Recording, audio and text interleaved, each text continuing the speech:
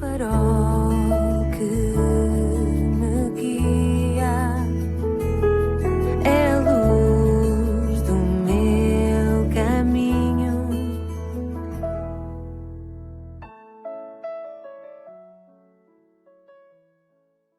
Sou o Carlos Oliveira e quero-te dar as boas-vindas ao programa Pedindo Luz, já na sua 117ª edição.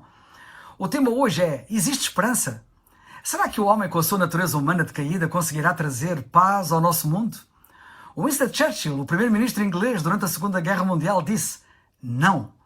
Churchill disse que a nossa moral está muito atrasada em relação ao avanço tecnológico.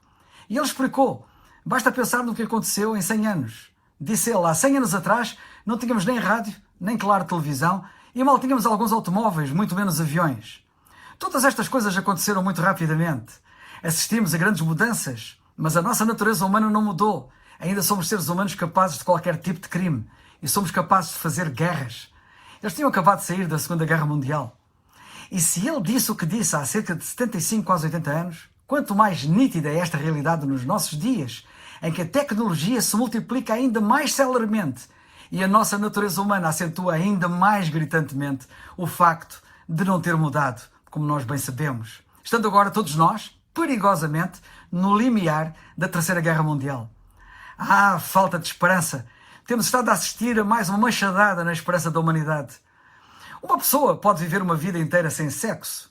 Uma pessoa pode viver 75 dias sem comida. Li sobre um homem que fez greve de fome na Grã-Bretanha e que viveu 70 dias sem comer. E é possível viver cerca de 10 dias sem água. Também é possível viver cerca de 6 minutos sem ar ou oxigênio. Mas é quase impossível, dizem os sociólogos e os psicólogos, viver sem esperança. Ora, o que se está a passar e a vincar cada vez mais é o evaporar total da esperança no coração das pessoas. A menos que nos voltemos para o livro que a humanidade em geral tem desprezado, a Bíblia, e demos atenção à real, autêntica, majestosa e fidedigna esperança que a palavra de Deus transmite. É tempo de procurarmos algumas passagens na Bíblia que têm a ver com o futuro do nosso mundo e interrogarmos-nos: existirá alguma esperança? Uma das grandes necessidades do nosso mundo hoje é a esperança. E muitos jovens têm perdido a esperança e é por isso que muitos deles estão revoltados e a voltar-se para as drogas e outros males. Eles não veem esperança quando olham para o futuro, que se lhes vislumbra cada vez mais negro. A nossa juventude está a ser castrada na esperança. Muitos andam por aí a falar sobre pegada de carbono, efeito estufa, aquecimento global, ecologia verde, sustentabilidade, ambiente. Porém, os jovens falam sobre o genocídio global, sobre o fim do mundo, sobre o Armagedon. E vemos, quase que diariamente na imprensa, na rádio, na internet e na televisão, o fazer eco disto tudo. Um filósofo disse: o nosso mundo precisa de uma filosofia de esperança e confiança como nunca antes. A verdade é que bilhões de pessoas hoje vivem sem esperança. A esperança é a maior necessidade da nossa geração e, como muitos não a encontram, são tentados a desistir, como bem sabemos. Outros continuam a busca da esperança, mas procuram-na onde ela não existe. Buscam-na, por exemplo, nos signos do zodíaco, que estão a ser estudados como nunca antes.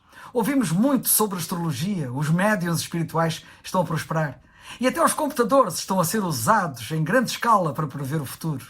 Mas o sentimento mais difundido e mais acentuado hoje em dia é realmente o da desesperança, o do desespero, o do desamparo. E não nos esqueçamos que o oxigênio é para os pulmões é a esperança para o sentido da vida. Onde encontrar então esperança?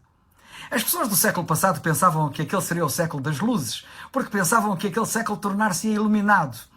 E havia um tremendo otimismo na Europa e na América e em todo o mundo. E o que é que aconteceu naquele século? Aconteceram as guerras mais sangrentas e, segundo os analistas, foram mortas mais pessoas belicamente naquele século do que em todos os outros séculos juntos, nos últimos 1000 anos. O que é que aconteceu para haver aquela tragédia? As pessoas deixaram de fora da equação a natureza humana. E quando loucamente as pessoas continuam atualmente a insistir em não considerar a natureza humana e em não reconhecer, em não admitir a única verdade que a pode transformar, metem-se de novo no grande problema. A resposta de Deus aos problemas reais e profundos das nossas vidas não tem sido levada em consideração e, por isso, as guerras continuam a assolar-nos. A militarização do espaço sideral envolve cada vez mais satélites assassinos equipados com armas altamente sofisticadas, armas nucleares, bombas e mais bombas nucleares e de neutrões podem descer dos céus em qualquer lugar do mundo, em qualquer momento. As coisas no nosso tempo não têm melhorado, bem pelo contrário, têm-se agravado. Não temos estado a viver este alarme angustiante com a atual guerra na Ucrânia. Soube de um crente que lia num avião a Bíblia em 2 Timóteo 3, 1 a 5. Ao lado dele ia sentado um professor de Sociologia, muito conhecido de uma grande universidade. E este professor perguntou ao crente: o que é que está a ler? E o crente disse: estou a ler uma parte da Bíblia. E o professor continuou: importa-se que eu lhe dê uma vista de olhos? E acrescentou: eu nunca li muita Bíblia. E leu o texto bíblico que o crente estava a ler, que diz assim: sabe, porém, isto, que nos últimos dias sobrevirão tempos trabalhosos, porque haverá homens amantes de si mesmos, avarentos, presunçosos, soberbos, blasfemos, desobedientes a pais e mães, ingratos, profanos, sem afeto natural, irreconciliáveis, caluniadores, incontinentes, cruéis, sem amor para com os bons, traidores, obstinados, orgulhosos, mais amigos dos deleites do que amigos de Deus, tendo aparência de piedade, mas negando a eficácia dela. Destes, afasta-te. Quando o professor terminou de ler, virou-se para o crente e disse: incrível como isto é realmente uma descrição do nosso mundo hoje. Isto é realmente a Bíblia? Perguntou ele. E o crente disse: sim, e o que leu foi escrito há mais de 2000 anos. É uma previsão do futuro. E está a acontecer agora. Vemos isso todos os dias, como comprova a comunicação social, como bem sabe. E já agora, veja também a solução que está no versículo 15. Desde a tua meninice, sabes as sagradas letras que podem fazer-te sábio para a salvação, pela fé que há em Cristo Jesus. A solução para sermos salvos de tudo isto, e ainda mais, é ter fé em Cristo Jesus, crer nele como nosso único e suficiente Salvador. A Bíblia traz esperança, não traz medo. O livro do Apocalipse na Bíblia, de que muitos têm medo e ficam aterrorizados quando o leem, não visa transmitir medo. Apesar de falar das coisas piores que ainda estão para acontecer ao mundo, fala na esperança que há em Cristo. O mundo que está fora de Cristo pode temer a possibilidade de aniquilação, mas quem crê em Cristo sabe bem da salvação que há nele. Talvez queiras saber, como muitos, quando será o fim do mundo. Bem, esquece isso. Foca-te na tua atual realidade. Se morreres hoje, esse será o fim do mundo para ti. E precisas de ser salvo urgentemente antes que tal aconteça, ou a possibilidade de esperança que agora tens se transformará num pesadelo eterno de desespero. Confia em Cristo, na sua palavra, na Bíblia, não nos jornais, não na internet, nem na televisão, e terás verdadeira esperança, segura e firme, como diz a Bíblia. A nossa esperança está em Cristo. Só Ele pode trazer salvação a ti e ao mundo. O famoso escritor e poeta italiano Dante, autor da Divina Comédia, uma vez escreveu sobre um homem que entrava no inferno e que ouviu isto: abandonem toda a esperança, vós que aqui entrais. É verdade. A Bíblia diz que não há esperança para quem vai para o inferno, ou seja, para quem está separado de Cristo. Porém, há esperança para quem crê nele, na obra de salvação que ele realizou na cruz do Calvário por todos nós. Esperança para os deficientes, para os enfermos, pois terão um novo corpo. Esperança para as pessoas pobres, que terão mais do que alguma vez sonharam. Esperança para as pessoas que foram discriminadas nesta vida, porque irão para um lugar onde há verdadeira justiça, justiça total. Esperança para tudo de bom que as pessoas possam imaginar, pois serão agraciadas com tudo aquilo que é bom. Lê a Bíblia, crê nas suas verdades, crê em Cristo e traz esperança. Esperança, como diz a Bíblia, segura e firme. Nota o que a Bíblia diz em Romanos 15:4.